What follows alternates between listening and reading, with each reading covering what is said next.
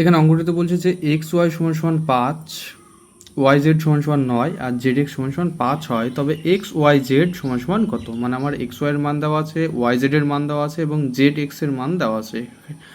সেখান থেকে আমাকে এক্স ওয়াই জেড এর মান বের করতে হবে। চলো অঙ্কটি করে দেখি।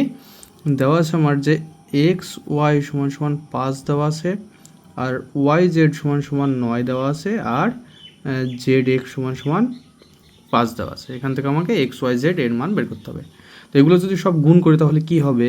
বা এক্স ওয়াই গুণিত ওয়াই জেড গুণিত জেড এক্স সমান কী হবে? এক্স ওয়াই মানে 5, তাহলে 5 গুণিত ওয়াই জেড মানে 9, তাহলে 9 গুণিত আর জেড এক্স মানে 5 হচ্ছে।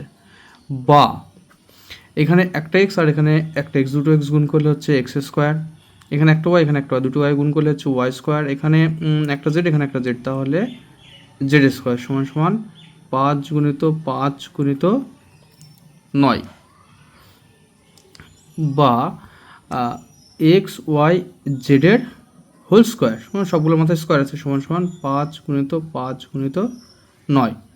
বা এক্স ওয়াই জেড সমান সমান কী হবে? রুট ওভার 5 গুণিত 5 গুণিত 9 হবে, কারণ আমরা কি জানি সমান সমান বাদিকে স্কোয়ার ডান দিকে গেলে রুট হয়। সমান সমান কী হবে? রুট ওভার 5 গুণিত 5 গুণিত 3 গুণিত 3। তাহলে এর বর্গমূল কত হবে? বর্গমূল হবে 5 গুণিত 3 সমান সমান 15।